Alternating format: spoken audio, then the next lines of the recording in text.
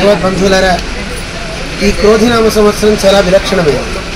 ఈ సంవత్సరం బదరికాశ్రమానికి మనం రావడం జరిగింది మన ఆచార్యుల వారి సంకల్పంతో. స్వామివారితో పాటుగానే ప్రతి సంవత్సరం నేరుగా ఒకేసారి స్వామిని సేవించడానికి వెళ్ళిపోతూ ఉండేవాడు. కానీ శ్రేయాంసి బహువిఘ్నాని భవంతి మహతామపి అంటారు. ఎంతటి వారికైనా ఒక్కోసారి విఘ్నాలు వస్తూ ఉంటాయంటారు. కానీ ఆ విఘ్నాలు వచ్చినప్పుడు భయపడకూడదు, ధీరుడైన వాడు ముందుకు వెళ్తూనే ఉంటాడు అని స్వామి నిన్న మన వాళ్ళు చాలామంది కొండలు పడిపోతున్నాయి, రెడ్ అలర్ట్ ఇచ్చారు కనుక వెనక్కి వెళ్ళిపోదాం అన్నారు. కానీ స్వామీజీ అన్నారు, మనం ఎప్పుడూ అడుగులు ముందుకే వేయాలి తప్ప వెనక్కి వెళ్ళకూడదు అంటూ స్వామివారు ముందుకు వస్తూనే ఉన్నారు. అలా ముందుకు వచ్చేటప్పుడు మనకి ఎక్కడా ఇబ్బంది ఏం కలగలేదు. కానీ మధ్యలో పీపల్ కోర్టులో మనం కొంత ఆగాం. వేరే చోట బాగా వెళ్ళడానికి చేరడానికి కూడా చాలా 2 రోజులు పడుతుంది అనే మాట విని, కానీ వచ్చిన తర్వాత కొంచెం లైన్స్ క్లియర్ అయినాయి. కానీ 2 గంటలు 3 గంటలు వెయిట్ చేయాల్సి వచ్చింది. కానీ ఒక విచిత్రం ఏంటంటే ఒక్కోసారి ఇబ్బందులు కూడా చాలా అందాన్ని ఇస్తూ ఉంటాయి. ఎందుకంటే ఎప్పుడు కారులో వెళ్ళిపోతున్నప్పుడు నేరుగా బదరికాశ్రమం వెళ్ళిపోతుండేవాళ్ళం. ఎప్పుడన్నా ఆగితే దేవప్రయాగ, జోషిమఠ్, దివ్య దేశాలు కనుక సేవిస్తూ ఉండేవాళ్ళం.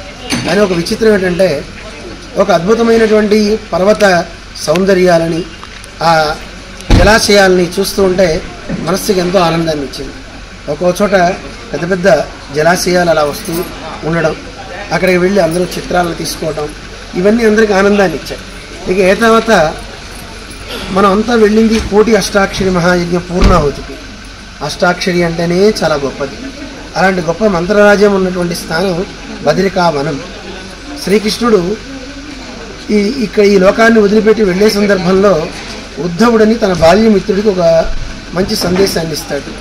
ఉద్ధవ, నువ్వు ఇక్కడ ఉండకు, ఇక్కడి నుంచి 7వ రోజుకి ద్వారక మునిగిపోతుంది, అందువల్ల నువ్వు ఇక్కడి నుంచి బదరికాశ్రమం వెళ్ళు. ఎందుకు నేను అక్కడికి వెళ్ళాలి అని అడుగుతాడు ఉద్ధవుడు.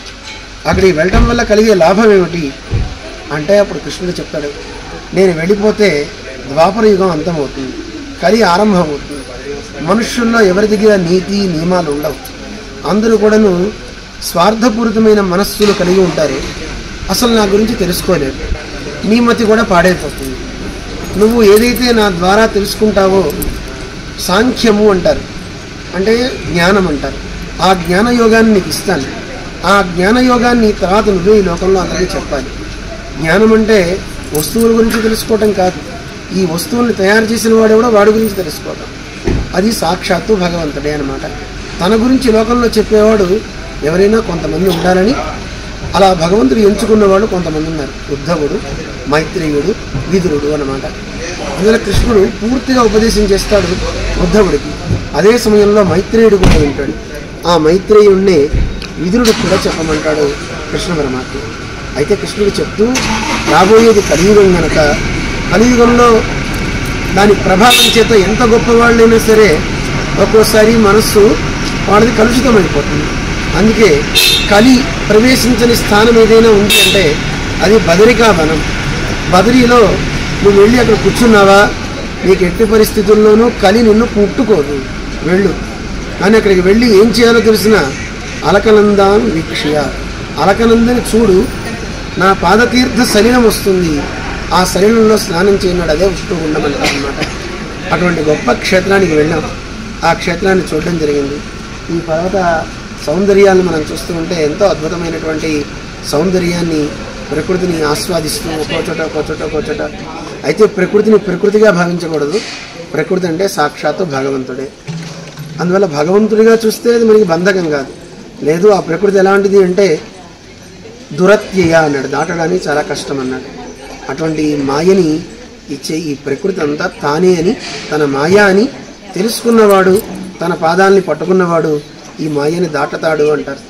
అందువల్ల మన జీయస్వామి వారు పరిపూర్ణంగా భగవంతుడిని విశ్వసించారు కనుక నిన్నటి రోజు వరకు రెడ్ అలర్ట్ పెట్టినా ఆ రెడ్ అలర్ట్ ఎడిపోయిందో తెలియదు. బదరిలో మంచు చక్కగా ఉన్నప్పటికీ కూడా పెద్ద తుఫాన్ రావాల్సింది, ఎండ బాగా వచ్చింది. చక్కగా అందరూ ప్రశాంతంగా భగవంతుని సేవించుకున్నారు.